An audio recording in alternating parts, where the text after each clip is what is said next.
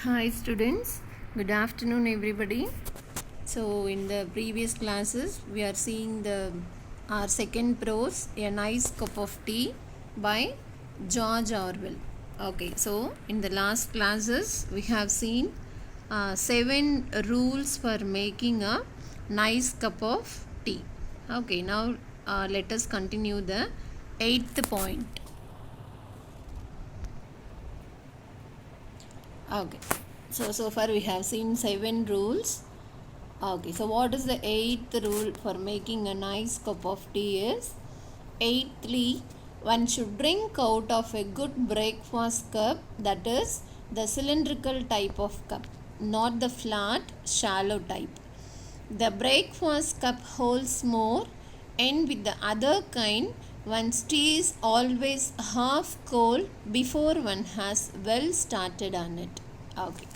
So what is the 8th rule is, one should drink out of a good breakfast cup. So the author says that, or George Orwell says that, one should drink tea in a out of a breakfast cup. So what is a breakfast cup is, that is the cylindrical type of cup. Okay, so what you see in the first picture is cylindrical type of cup. This is the cylindrical type of cup, not the flat shallow type. So not this one. Okay, so what is the reason the author says is, the breakfast cup holds more. Okay, so this will hold large amount of tea, and with the other kind, one's tea is always half cold before one has well started on it. But in the shallow type, that is in the flat cup, the tea will be getting colder soon. Okay, so before we are starting to drink it, that is to taste it, it will be getting half cold in the flat type, that is in the shallow type cup, but in the cylindrical cup it will be hot. So this is the 8th rule. Simply he says that one should drink in a cylindrical cup and not in the shallow type, because it will be getting colder soon. Okay, so this is the 8th rule.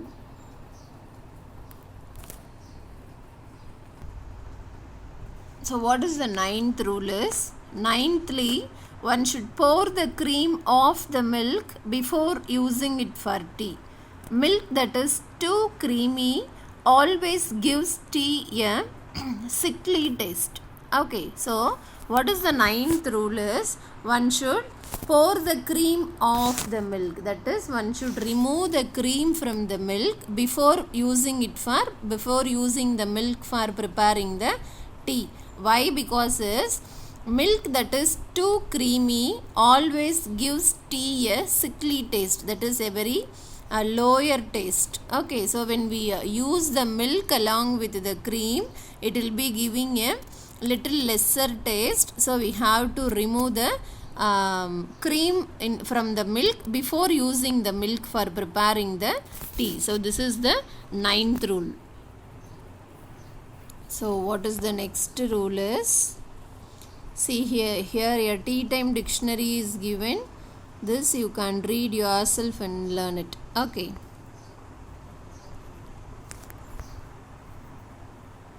Okay. So what is the 10th rule is, tenthly, one should pour tea into the cup first. This is one of the most controversial points of all. Indeed, in every family in Britain, there are probably 2 schools of thought on the subject. The milk first school can bring forward some fairly strong arguments, but I maintain that my own argument is unanswerable. Okay. Okay.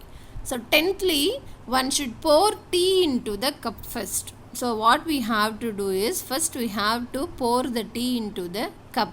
This is one of the most controversial points. So what is meant by controversial means, a controversial discussion means an arguable discussion. Okay, so it is a thing to be discussed. It is a thing to be discussed, argued. Okay. Indeed, in every family in Britain, there are probably two schools of thought on the subject. So, in Britain, there are two different thoughts. What is it?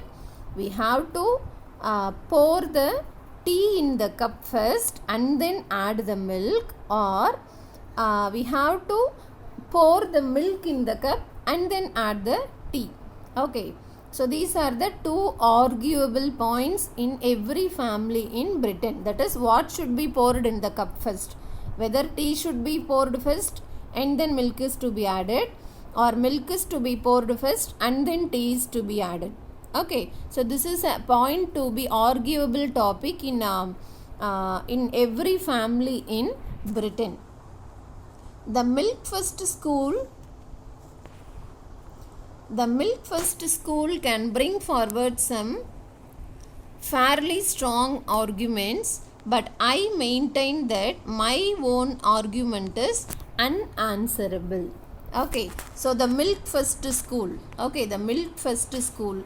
It means it is not a school, just those who are strong in their points that only milk has to be added first, bring forward some fairly strong arguments. So they have their own strong arguments for telling that first milk should be poured in the cup. But I means here narrator George Orwell, but I maintain that my own argument is unanswerable. So his argument, his point of view is unanswerable, that is unexplainable.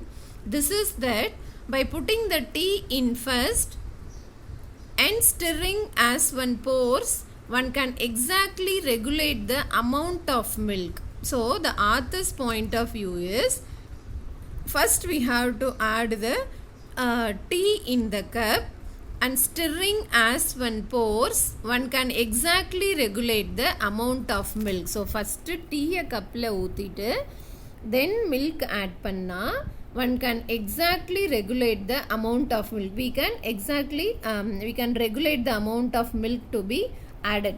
Okay, whereas one is liable to put in too much milk if one does it the other way round. But other way round அப்படினா என்னது, first milk add பண்ணிட்டு then if they are adding the tea, one will be using too much of milk. So the author's point is, first tea should be poured into the cup and then milk is to be added. So why he is strong in his point, in his argument is, when milk is added first and then tea is added, one will be using too much of milk. Okay, so this is the reason. So simply what is the 10th point is, there are two different arguments. First, whether tea should be added in the cup or milk should be added in the cup. There are two different arguments. Here the author is strong in the argument that first tea should be added in the cup and then milk is to be added, so that it will be consuming less amount of milk. This is the 10th point. Now let us go to the last point, that is 11th point. Okay.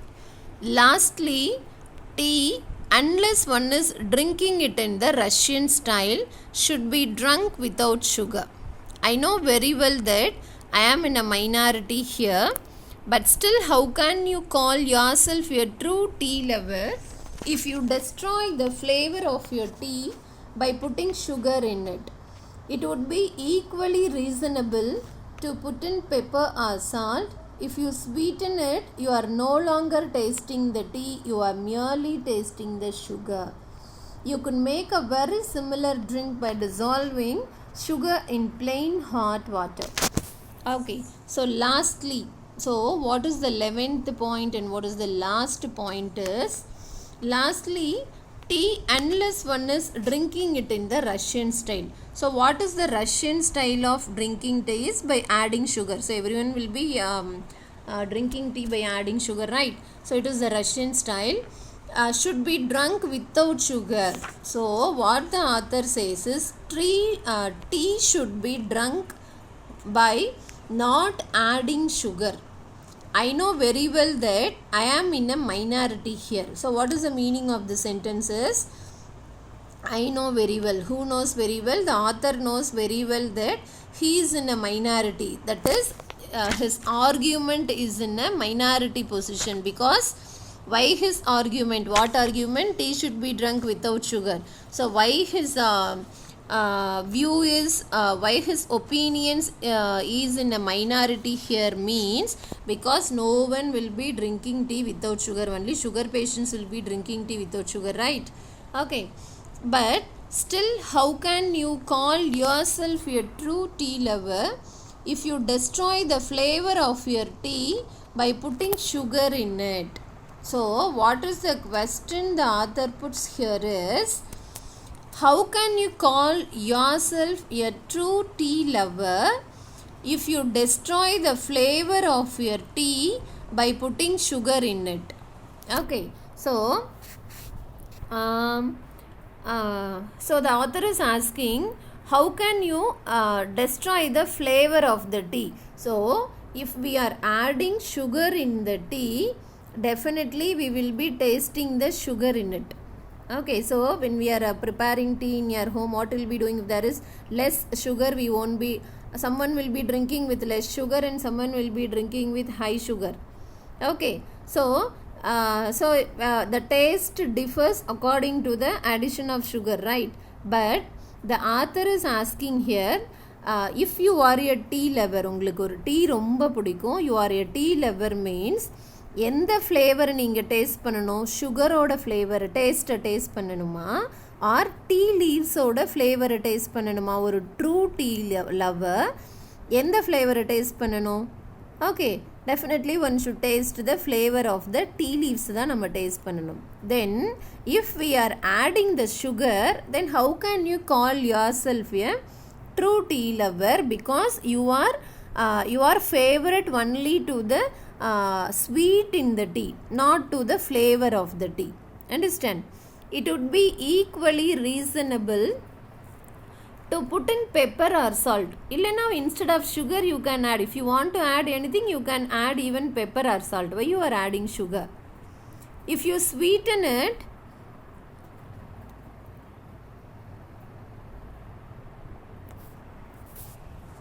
okay, so if you sweeten it, you are no longer tasting the tea, you are merely tasting the sugar. Okay, so if you are sweetening the tea by adding sugar, you are no longer tasting the tea. You are not tasting the tea. Instead, what you are tasting is, you are merely tasting the sugar. Okay, you could make a very similar drink by dissolving sugar in plain hot water. Okay, so what the author says is, உங்களுக்கு sugar add பண்ண drink தான் பிடிக்கும் அப்படின்னா, no need of adding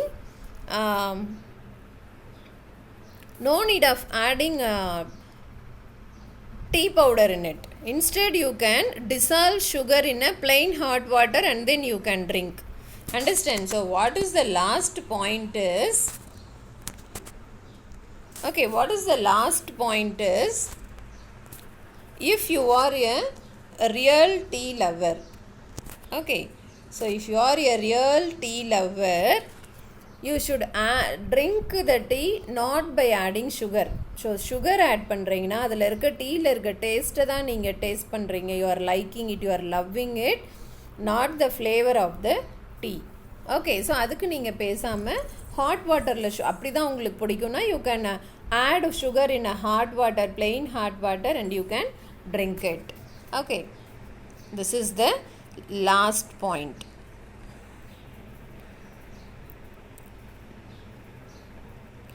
Some people would answer that they don't like tea in itself, that they only drink it in order to be warmed and stimulated, and they need sugar to take the taste away. To those misguided people, I would say, try drinking tea without sugar for, say, a fortnight, and it is very unlikely that you will ever want to ruin your tea by sweetening it again. Some people would answer that they don't like tea in itself, that they only drink it in order to be warmed and stimulated. So some people, okay, so some people say that they don't like tea. Instead, why they want to taste it is to be warmed and stimulated. Okay, so என்ன பண்ணுவாங்க ஒரு சிலர், if they feel something like a headache or stressed or something like that, if they feel dull, they just wants to have a sip of hot tea. It means they are not tasting the tea there. You can realize it even if you are a tea lover. Okay, அவங்களுக்கு அந்த hotness இல்லைன்னா they won't like tasting the tea. For example, myself too, I drink tea only for the hotness, to be felt warmed. Okay, so that they drink, that they only drink it in order to be warmed and stimulated. And then when they drink it very hot, they feel to be very warmed and stimulated. Stimulated means they feel, what is it? They feel fresh. They have a fresh feeling. They feel somewhat energetic, excited. Okay, and they need sugar to take the taste away. So why they need sugar there is to take the taste away. To those misguided people, I would say. So for those misguided people, what the author wants to say is, try drinking tea without sugar. So the author is advising to try drinking tea without sugar for, say, a fortnight. So fortnight means 14 days. And it is very unlikely that you will ever want to ruin. Ruin means destroy. Okay, you will ever want to ruin your tea by sweetening it again. So the author says that try to drink tea without sugar just for 14 days. Okay, so after that you will never want to drink tea by adding sugar.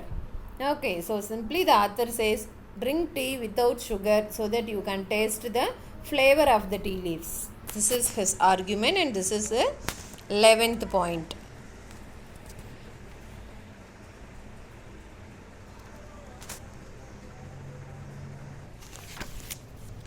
So these are not the only controversial points to arise in connection with tea drinking, but they are sufficient to show how subtilized the whole business has become. Okay, so these are not the only points to be controversial, that is to be discussed in connection with the tea drinking. So இது மட்டும்தான் argue பண்ண வேண்டிய points கிடையாது, but they are sufficient to show how subtilized the whole business has become. There is also the mysterious social etiquette surrounding the teapot, and much might be written about the subsidiary uses of tea leaves, such as telling fortunes, predicting the arrival of visitors, feeding rabbits, healing burns, and sweeping the carpet. Okay, so there is also the mysterious social etiquette. Mysterious means incomprehensible. Comprehensible means mystery. What does mean by mystery? Mystery na enadhu? Something which is not known, something which is strange. Marmamanan solluvom illaya, strange, something which is unknown, that is called as mystery, right? So there is also the mysterious social etiquette. So what is mean by etiquette is socially acceptable behavior. Okay, etiquette means socially acceptable behavior. So besides these, all these arguments, apart from all these 11 points of argument, there are also some socially acceptable behavior regarding the drinking of tea. Okay, and it is a mystery why that is all those points are socially acceptable is still not known. It is a mystery. Okay, see in the bracket. For example, why is it considered vulgar to drink out of your saucer, for instance? For instance means for example. So for example, one such mysterious socially accepted behavior is, why is it considered vulgar to drink out of your saucer? Okay, கப்பில் குடிக்கிறதுக்கு பதிலாக டீயை, why one is pouring it in the saucer and they are tasting? Okay, like this, some mysterious etiquettes are there regarding the teapot. That is, teapot means regarding the teapot, regarding the preparation of tea, everything. Okay. And much might be written about the subsidiary uses of tea leaves, and also some other things may be written about the some other uses of tea leaves, like such as telling of fortune. So some believe that they will tell the fortune, predicting the arrival of visitors. Okay, so some says that it will be predicting என்ன முன்னாடியே guess பண்ணி சொல்கிறது. Okay, predicting the arrival of visitors, feeding the rabbits. So tea leaves are used to feed the rabbits, healing burns. Okay, so tea leaves are used to cure the burns na என்ன சொல்கிறது, what is that, தீக்காயம் ஆயிருக்கும் இல்லையா, that is burns. Okay, healing but to cure the burns, and sweeping the carpet, and also it is used for sweeping, the cleaning the carpets. So these are some other uses of tea leaves. It is worth paying attention to such details as warming the pot and using water that is really boiling, so as to make quite sure of wringing out of one's ration the 20 good strong cups of the 2 ounces properly handled ought to represent. Okay, so it is worth paying attention to such details as, so it is important to pay attention to details such as warming the teapot and using the boiling water, so as to make quite sure of wringing out of one's ration the 20 good strong cups of the 2 ounces. So during the times of ration means that is during the times of war. So George Orwell was actually born in 1903 and was living till 1950, which is a war period. Okay, all those time will be there are many wars which had held in our history that we can learn from history. Okay, it is a war period. So in those times of ration, that is during the war period, okay, so if we properly handle if we properly prepare tea, out of 2 ounces we can prepare 20 cups of good tea. Okay, and also he is telling that it is very important to handle it properly in times of ration, that is during the war period. People will not be having much money to spend in their hand, so they cannot buy lot. Okay, so ப்ராப்பராக நம்ம handle பண்ணோம் அப்படின்னா, tea leaves handle பண்ணோன்னா, out of 2 ounces of tea powder we can make 20 good strong cups of tea. Okay, so that's all is the lesson. So this lesson, a prose, a nice cup of tea of George Orwell, is taken from the collected essays Journalism and Letters of George Orwell, volume 3, 1943, written during the time, so his lifetime is till 1950, so this was written during the time 1943 to 45. Penguin ISBN, so ISBN means International Standard Book Number, so this number is the book number, it is International Standard Book Number. Okay, this is taken from 3rd volume of the collected essays Journalism and Letters of George Orwell. So in this lesson he had discussed about 11 important points of preparing a nice cup of tea. So that's all is this lesson. We have completed our second prose. You may go and have a nice cup of tea. Thank you for watching.